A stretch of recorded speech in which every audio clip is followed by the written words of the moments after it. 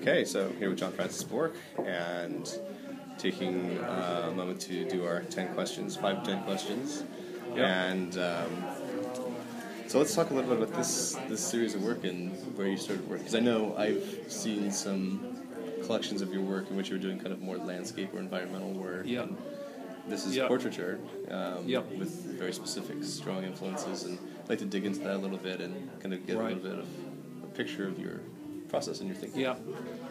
I guess the seed of the journey is my commute from Brooklyn to my studio in Chelsea. Okay. And I see all these apartments going up all the time, like these high modernist apartments of steel and glass.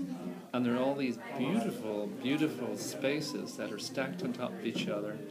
And all I can think about is their lives repeated again and again.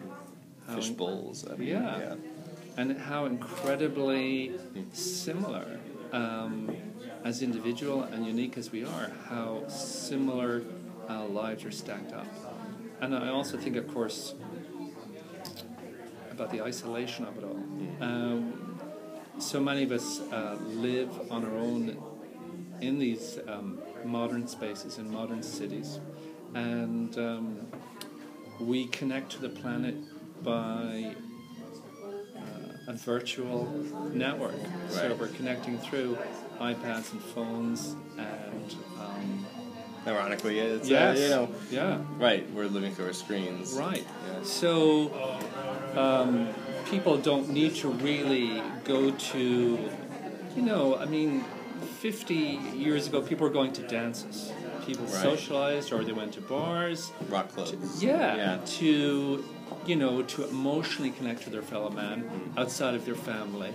So now you can basically go to the fridge and go back to your iPad or your computer, and you can connect to your friends. And so it's a virtual friendship. And I'm just wondering about the effect of that in our lives, how we're leading increasingly physically isolated lives, even if we're virtually connected perhaps more than ever before through social networking. So it's a visual focus on the physical isolation of lives. Okay. And it has this really strong strain of kind of neoclassical aspect to it. And I'm wondering how that plays a role in this. Yeah. This thing. Well, I assisted the photographer Irving Penn years ago in coming to New York, and his personal work is about very, not so much nudes, although certainly he's done some famous nudes, but it's about simplicity and austere portraits. And although my process is different, I do use available light.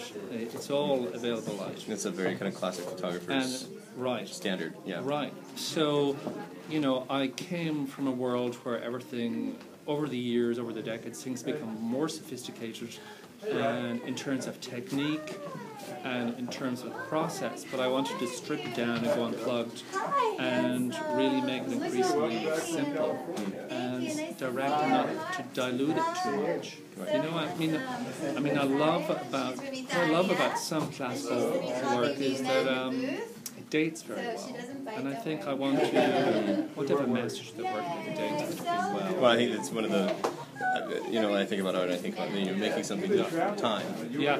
Yeah. Something that lasts over time and speaks to other generations. I'm not so sure that that's so practiced. Yes. I think a lot of people are trying to make a moment. They are. And that's fair enough. So I appreciate that. Yeah, I certainly don't knock it. I love people that take the pulse of the moment and use whatever medium, be it video or different techniques to break things down, sound art. I love it. I just think it's so damn exciting. But I feel that for my emotional process, for my need to speak, and using this classical process seems to work really well for me. And I also love the connection to the subjects I meet them first, we have a conversation, we talk about the process, we talk about what's involved, and I need to make sure that they're 100% comfortable with what Right, we're it's going to do. very difficult work to get someone comfortable too. Right.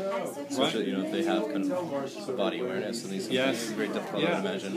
Yeah, because we're all bombarded by, of course, youth is a big thing. We're bombarded by youth and immortality, showing as much skin as possible of perfect youth. And so focusing on something else like that, there is a certain reticence, especially from older women, but you do find people are willing to collaborate, and it's really rewarding to get into their lives and have these discussions, and it's holistic for some people. But I personally love being around people with life experience. Yeah. I want to hear their stories and The more interesting people. yeah. Right.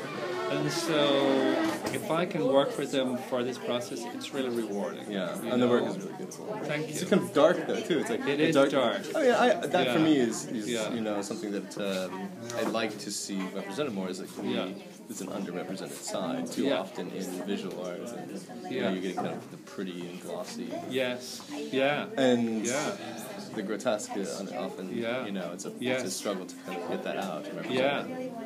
So, and time does this to all of us. Yeah. No, absolutely. We all have that human. same appointment. It's this human exploration.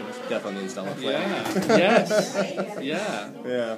And so I feel personally it's important for me to embrace it. I mean, some people see it as morbid, but I don't see this. I appreciative. Yeah, I do. I mean, I think it's a really. I think life is precious.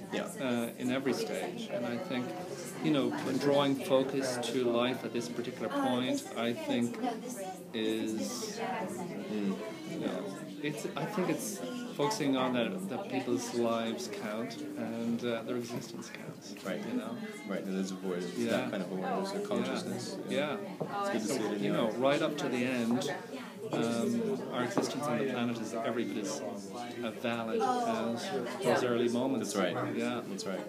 Yeah, and not really thought about and thought through our popular media. Yeah. Right. Well, great. Thank you for spending your time with me today. Very welcome, Michael. Thank you.